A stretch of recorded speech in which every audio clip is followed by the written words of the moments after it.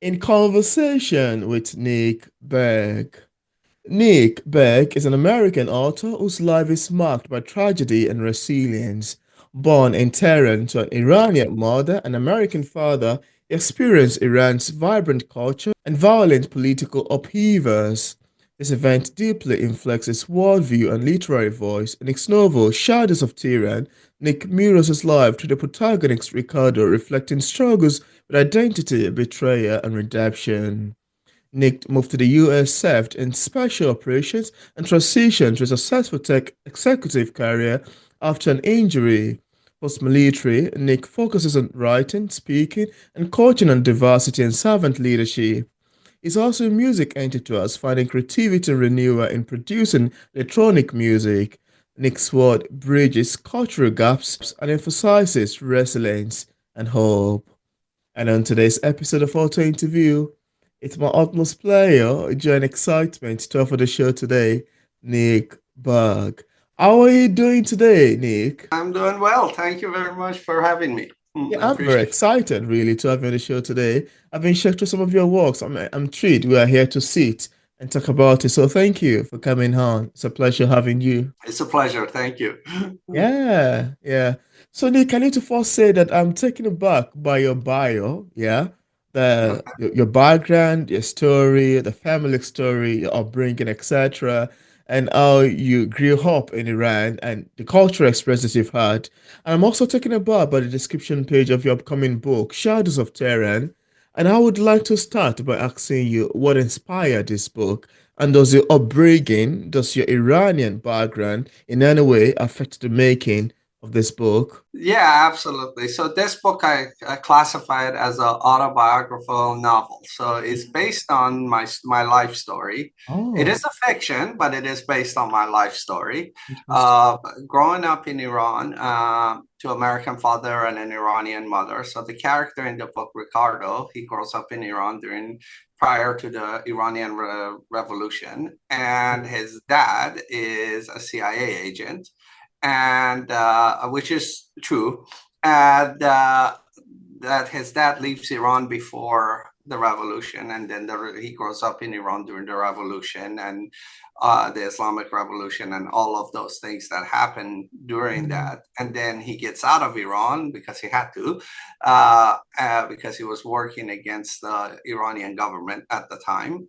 And finds his way to the United States and joined the army in the United States mm, and joins the special forces and goes through the whole series of things that happens yeah. during his time in the army. Mm, So this book is writing this book is was really inspired by my own life story. oh. So a lot of my friends keep hearing the story and they're like, "You really need to write this down. This book, this is going to be a great book." So, Mm. but finally, I decided I'm going to write it. It's amazing to know, really. I mean, I find it to be quite amazing and quite fun. Are you able to transition and turn a life story into a book of fiction and an autobiographical one? That sounds very amazing to do. Thank you for Thank you. sharing. And just for the sake of readers who haven't read the book yet, without giving much information away, could you tell us about some of the overarching themes and subject lines that we'd expect picking up Shadows of Tehran? And how did you even come up with this title for a book, Shadows of Tehran? Sure. Yeah. So the overarching message in this book is really around resilience, around what happens to you doesn't define you. Your environment doesn't define you. It's all Yeah, based on the decisions that you make. yeah. And you decide to be a victim or a survivor.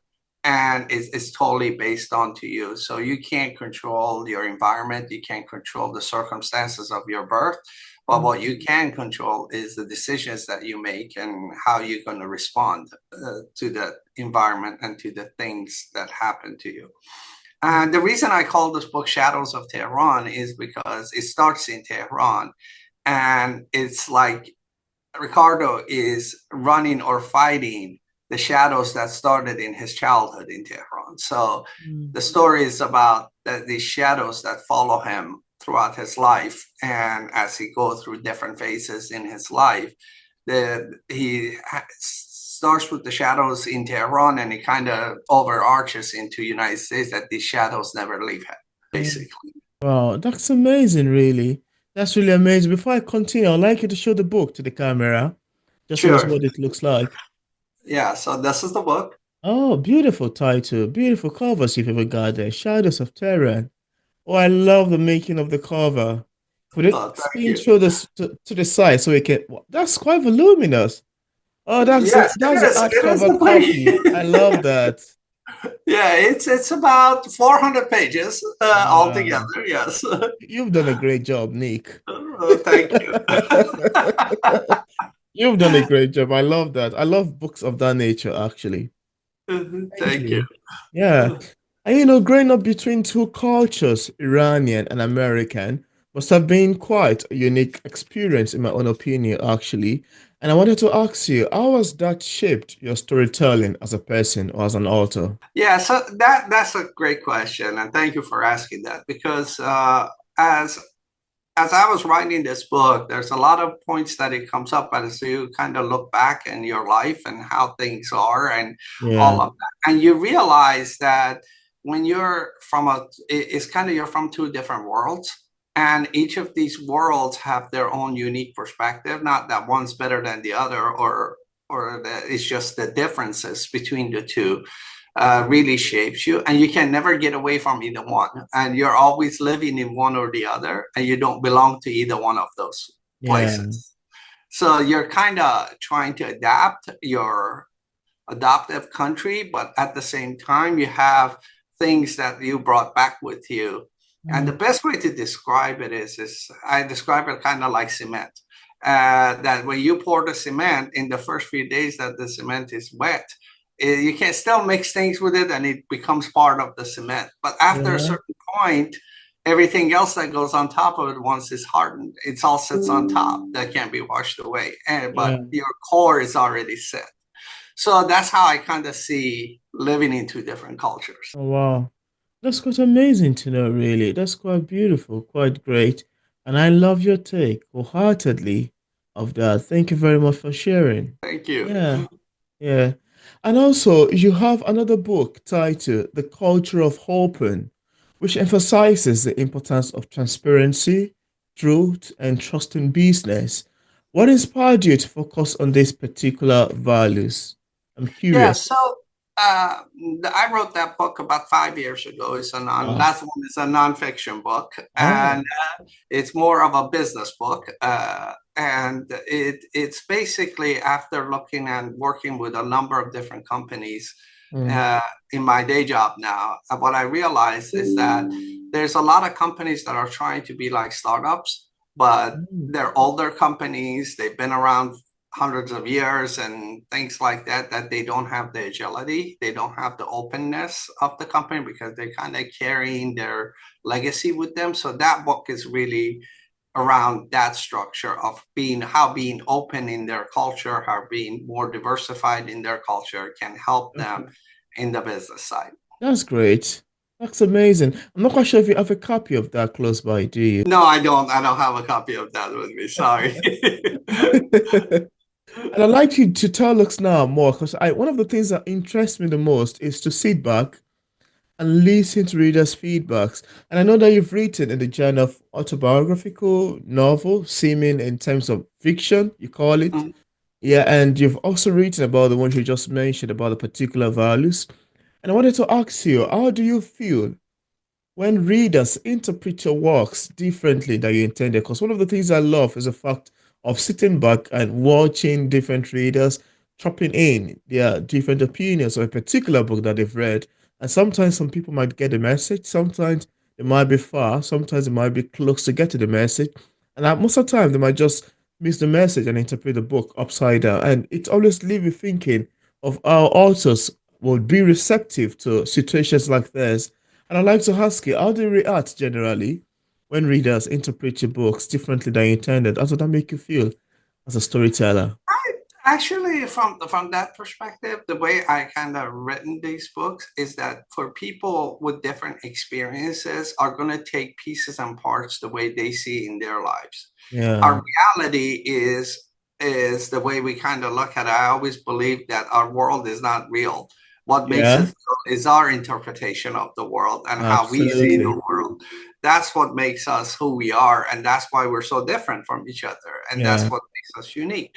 So what I'm hoping from this book is if they take one or two pieces of it, however they interpret them, if it helps them, that's what really the message of the book is there. Mm. It's not that I want the readers to feel a certain way or read it in a certain way. What I'm really hoping is that they understand that this book is kind of for everybody, and whoever reads it, they all have shadows that they're fighting or fleeing from, and those shadows are going to be there, and how that at the end of the day, tomorrow is a new day and we start all over. Oh wow, that's amazing too.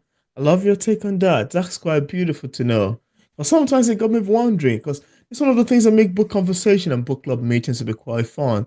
The fact that you can select a particular book and come together to review it, and one person review would differ entirely from another person's review, and will differ from another person's review.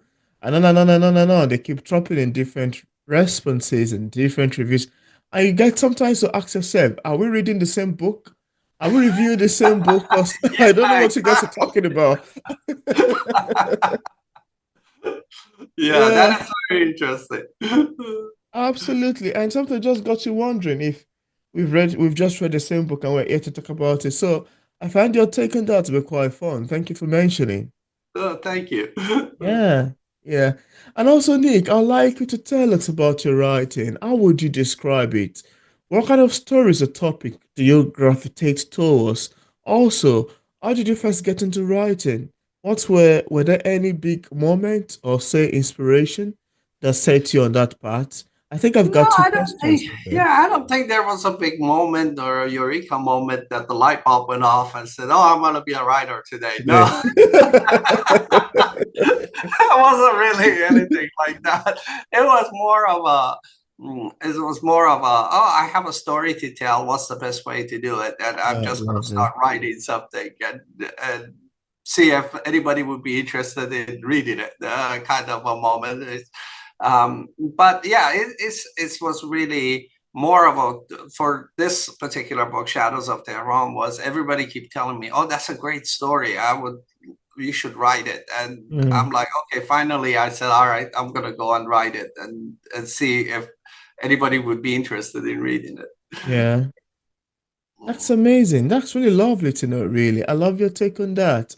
I love your take on that. And I wanted to, because I think there's the two part to the question. What kind Yeah, of stories or topics do you gravitate towards? If you I've been like an to. avid reader for a very long time, from when I was a young kid, and I my world was books, and Oh, this part is in the book as well. My uncle had an antique bookstore that he would repair antique books, so I kind of oh, grew up in that bookstore of reading books in different subjects, different areas, and all of the he had hundreds of books, a lot of wow. first editions and those kind of things. So I kind of grew up in that bookstore and learning about books.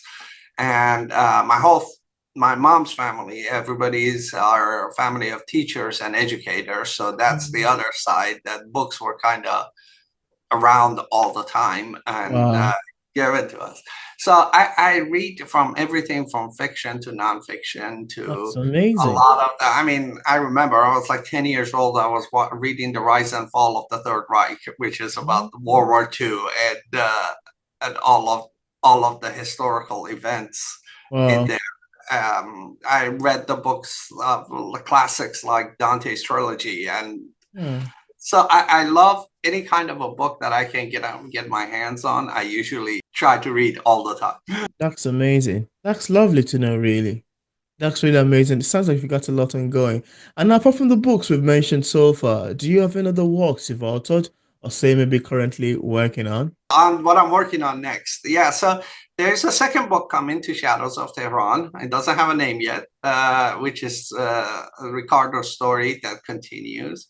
And there's going to be a third book in the series, which is focuses on really David, Ricardo's father's life on that part. Oh, I love your take on that. Sounds like you've got a lot on going. I hope you find some time to sleep. Yes, I will. Absolutely. That's amazing. Now, I'd like you to tell us what publishing is like for a published author like yourself. Are there any challenges you've encountered in the process of writing your books and also ever since you got published? Yeah, so publishing part is a whole different thing. So when you're writing a book, we all think our books are going to be great and it's going to be a bestseller in every market and all of that. So that's just a thought process. You think you great created this phenomenal thing that everybody's going to love and buy and all of that, but when it comes to the publishing part of it, I think it's you have to really take it and look at it as a business more than anything Mm, else, that you're making an investment in something and that you want to sell as many books as you can, obviously. But for me, this book was about more about a passion than anything else. This, like I say, is based on my life story. So I wanted the message of the book out there more than the business of the book, say it that way. mm, So finding the right publisher and the right route. So I went with a small indie publisher actually out of London that's publishing this book for me called Fortis Publishing, and they have been great. Working with them has been great, and mm. so it's a small publishing house that's publishing this book. I didn't go Wow, with any of the big ones. that's quite lovely to know, really. I love your take on that. I love your take, and I'd like you to show the book again, once again, to the Sure. camera. Yeah, Shadows of Tehran. Quite beautiful, quite amazing. Yeah. Yeah. I'm trying to see what was written on top over there.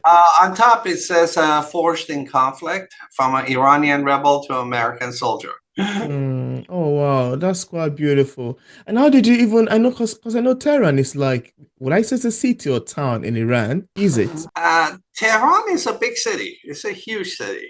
And it's a city of probably now, I would say probably about 11, 12 million people. Uh, Wow, that's a lot. yeah, it's a huge city. It's a huge metropolitan city. Yeah. Wow. It's quite modern, actually. Most people don't think that Tehran is a modern city because when they think about cities in that part of the world, they Mm.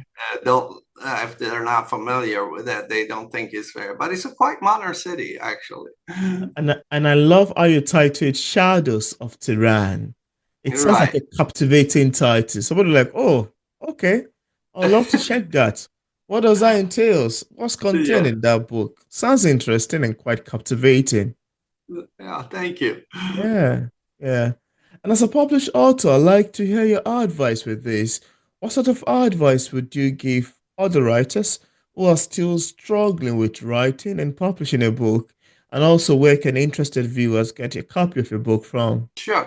So I think when you're starting to write a book, a lot of authors that I've spoken with focus around getting it perfect the first time around. Mm, That the thing is that when you're structuring your story and putting the story on paper, don't worry about that. Just write.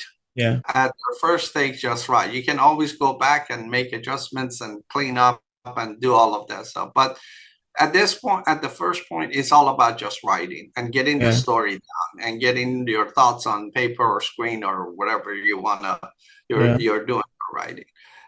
The second part is you use a lot of good editors. That's a really important. This book has been edited, I think, at least 5 or 6 times throughout the whole process, and mm, they can point out inconsistencies. They can point out grammatical issues and things like that. That's really important. That once your story is live, is for them to be able to help you clean it, a different set of yeah. eyes looking at. And the book they can get actually on Amazon, on Barnes and Noble, on they can go to their bookstores, and if they don't have it, they were able to order it for them. So it's available everywhere. Interesting. That's a lovely advice you've got in there, really.